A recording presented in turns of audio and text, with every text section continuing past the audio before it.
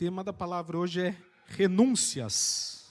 O texto base da mensagem hoje está em Mateus, capítulo 16, versículo 24 ao 26. Renúncias. Você tem renunciado a alguma coisa por amor a Deus?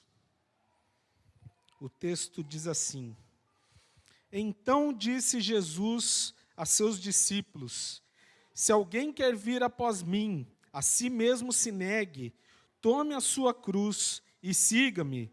Porquanto quem quiser salvar a sua vida, perdê-la-á. E quem perder a sua vida por minha causa, achá-la-á. Pois que aproveitará o homem se ganhar o mundo inteiro e perder a sua alma? Ou que dará o homem em troca da sua alma? Hoje, principalmente nas redes sociais, e de vez em quando aparece para mim, e está uma moda nas redes sociais, podcasts, falando sobre conquistas, perseguir os nossos sonhos, as nossas vontades, viver a vida da maneira que nós sempre sonhamos. É muito bonito isso. Só que para isso acontecer, existem certas renúncias que precisam ser feitas. Então, muitas vezes, para conquistarmos alguma coisa, precisamos abrir mão de outras coisas. Precisamos abrir mão de certos prazeres momentâneos. Precisamos abrir mão do agora pensando no longo prazo. Então, muitas vezes, quer conquistar o carro, precisa economizar um pouco de dinheiro. Aquele lanche que você comia todo final de semana, vai ter que segurar. Abre mão do lanche em favor de uma conquista futura. Renuncia certos prazeres para conquistar algo muito maior. E na vida cristã é a mesma coisa. Para viver a plenitude, a totalidade do plano de Deus para nós, necessariamente deve existir renúncias. Que renúncias são essas? Muitas vezes é a renúncia de tempo. Nós temos que abrir mão do nosso tempo em favor de Deus. Nós poderíamos estar fazendo qualquer outra coisa, poderíamos estar em casa, poderíamos estar no shopping, poderíamos estar no restaurante, mas estamos aqui para servir ao Senhor. Estamos renunciando do nosso tempo livre em favor de Deus. Nós temos que renunciar muitas vezes oportunidades. Aconteceu comigo há muitos anos atrás. Eu trabalhava prestando serviço para o setor público. E eu estava trabalhando e chegou uma proposta muito boa financeiramente para nós. Muito boa. Era uma equipe, né? Eu fazia parte dessa equipe. E chegou uma proposta muito boa. Falou assim, se vocês querem continuar, a gente vai fazer essa proposta financeira para vocês. Mas temos que fazer certos acordos, temos que costurar certas regalias aqui e ali para que possamos caminhar juntos. E eu, aquele dia, renunciei a essa oportunidade. Voltei para casa desempregado, mas eu renunciei à oportunidade por amor a Cristo. Muitas vezes nós temos que renunciar nossas vontades. Na Bíblia fala em muitos momentos que nós temos que abrir mão de nós em favor de Cristo. Tem uma passagem muito linda que fala: não vivo mais eu, mas Cristo vive em mim. Isso é abrir mão totalmente da sua própria vontade. No texto que nós lemos, diz: se alguém quer vir após mim, negue-se a si mesmo. Nós temos que renunciar ao nosso ego. E isso é difícil. É difícil abrir mão do nosso ego em favor de Cristo. Mas o maior problema é que nós não queremos abrir mão de nada. Nada. Se falar em renúncia, eu já não quero. Se tiver que abrir mão de alguma coisa, eu não quero. Não queremos abrir mão do nosso ego. Não queremos abrir mão dos nossos amigos escarnecedores. Poxa, mas eu sou parceiro dele desde a minha infância. Mas se essa amizade não te leva para o caminho do Senhor, é melhor abrir mão. Não queremos abrir mão nem daquele pecado gostosinho que está enraizado no nosso coração. Ao invés de convertermos as pessoas a Cristo, estamos nos misturando a elas, porque não queremos fazer renúncias. 1 Coríntios 15:33 diz assim: não vos enganeis, as más conversações corrompem os bons costumes. Abra mão dos seus amigos que não te levam a Deus. Se o meio que você está inserido está te levando cada vez mais longe de Cristo, está cauterizando a sua mente pelo pecado, por conversas fúteis e tolas, que te levam muitas vezes a esquecer do nome do Senhor, é melhor abrir mão. Não vos enganeis, as más conversações corrompem os bons costumes. Versículo 25 do texto que nós lemos diz: porque aquele que quiser salvar a sua vida, perdê-la-á. Os cristãos de hoje não querem nem mesmo abrir mão do mundo.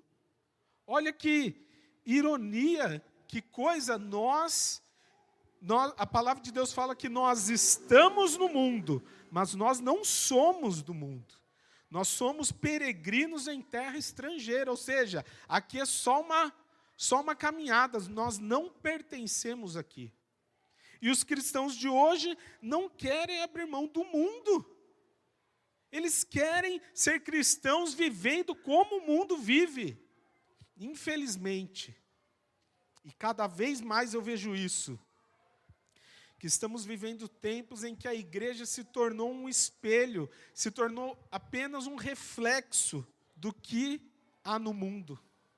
Ao invés da igreja ser a luz do mundo, ser o sal, ser a diferença, ser aquilo que ataca os costumes do mundo, as igrejas têm se tornado uma extensão das ideias mundanas. E quanto a gente vê por aí, pastores falando que a Bíblia deve ser atualizada, que a Bíblia é homofóbica, igrejas inclusivas que aceitam o pecado. As igrejas têm se tornado apenas um reflexo do que há no mundo. E isso acontece porque não queremos ser confrontados do nosso pecado.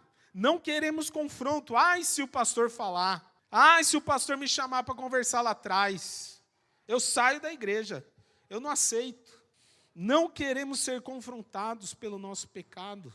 Queremos ser politicamente corretos para não ser julgado pelo mundo. Ah, isso daí hoje em dia não pode falar, né? Porque dá problema. Que dê problema. O nosso papel é confrontar o mundo e o pecado. Não é se aliar a ele. Queremos ser politicamente corretos para não ser julgado pelo mundo. Mas se esquece que o julgamento muito pior será o de Deus. Porque aí não é simplesmente perder o seu convívio social, é perder a vida eterna.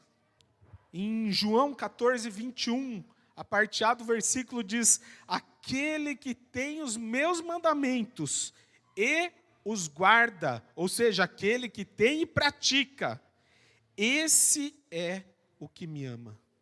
Será que nós temos realmente praticado os mandamentos de Cristo? Confrontado o mundo e o pecado, ou nós estamos vivendo de acordo com o mundo? Porque aquele que tem os meus mandamentos e os guarda, esse é o que me ama. Não adianta você falar que ama a Deus, mas as suas atitudes são completamente contrárias àquilo que Deus deseja. Não adianta, você pode falar e insistir: ah, Senhor, eu te amo. Mas a sua vida é o tal do crente ateu. Conhece o crente ateu? Ele crê em Deus, mas vive como se Deus não existisse. Muitos cristãos estão vivendo uma vida assim. Para amar a Cristo, temos que renunciar às ideias e à agenda deste mundo. Temos que renunciar. Não adianta querer flertar com as ideias do mundo. As ideias do mundo são contrárias àquelas que o Senhor deixou para nós. São contrárias. Quem ama a Cristo renuncia à vaidade de ser bem visto perante a sociedade para lutar pela causa do reino. Nós não queremos renunciar nem mesmo ao status social por Cristo. Quando o jovem rico chega a Jesus Cristo e fala: bom mestre, o que preciso fazer para ser salvo? Jesus vai elencando algumas coisas e ele, todo feliz, fala assim: olha, tudo isso já tenho feito desde a minha mocidade. Desde que eu era pequeno, eu já tenho feito isso. Jesus fala: excelente. Então vai, vende tudo que tens, dê aos pobres, vem e me segue. Jesus não estava falando sobre dinheiro. Jesus estava falando sobre renúncia. Jesus não queria o dinheiro do jovem rico. Jesus não queria que aquele jovem fosse um miserável. Não era isso. Jesus estava falando sobre renúncia. Porque aquele que não está disposto a abrir mão de tudo por Cristo não é digno dele. Será que você está disposto a abrir mão de tudo por Cristo? Renunciar tudo aquilo que você tem, tudo aquilo que você é, por Cristo Jesus? Se a sua resposta for não, ou se você estiver em dúvida da sua resposta, você não é digno de Jesus Cristo. Abra a Bíblia em 1 João, capítulo 2, versículo 15. 1 João 2,15. Diz assim: não ameis o mundo, nem as coisas que há no mundo. Se alguém amar o mundo, o amor do Pai não está nele. Porque tudo que há no mundo, a concupiscência da carne, a concupiscência dos olhos e a soberba da vida, não procede do Pai, mas procede do mundo. Ora, o mundo passa, bem como a sua concupiscência. Aquele, porém, que faz a vontade de Deus, permanece eternamente. Ao invés de lutarmos contra o mundo, estamos nos apossando de tudo que há nele. Estamos transformando, como eu falei anteriormente, os nossos cultos em extensão do que há no mundo. Ao invés de sermos contrários. E esse texto fala assim, se alguém amar o mundo, o amor do Pai não está nele. Olha o quão sério é isso. Ao invés de combater o pecado, estamos transformando o pecado em uma coisa sem importância. Tranquilo. Isso daí não tem problema. Temos aceitado o pecado e incorporado na nossa vida como algo comum, como algo normal, como algo corriqueiro. E sabe o que se fala? Ninguém é perfeito. Ninguém é perfeito, então está tudo certo, está tudo tranquilo, ninguém é perfeito. Ao invés de arrancarmos o pecado da nossa vida, estamos tratando o pecado como se fosse um bichinho de estimação, alimentando, brincando e deixando ele morar na nossa vida. Ao invés de extirparmos, tirarmos o pecado de nós, estamos tratando como um bichinho. Não, fica aqui. Alimenta, até dá carinho para o pecadinho seu. Será que a sua vida reflete ao mundo as renúncias por amor a Cristo? Ou não? Estamos nos tornando filhos mimados e rebeldes, onde queremos tudo de Deus, mas não queremos abrir mão de nada. Estamos deixando a comunhão dos irmãos por preguiça. Não participamos dos eventos da igreja para ficar em casa assistindo Netflix. O que vale mais? O que tem mais valor para você? A comunhão com os irmãos ou Netflix? A sua atitude mostra o que tem mais valor. Estamos perdendo a noção do que tem valor por não querer fazer renúncias diante de Deus. Nós queremos tudo, mas eu não quero abrir mão de nada. E isso tem nos levado a perder o foco, a perder a real dimensão do que tem valor e do que não tem. Eu sempre gostei muito de carro, desde pequeno. E meu pai ainda tinha autopeças, né? Então eu via muita coisa de carro o dia inteiro.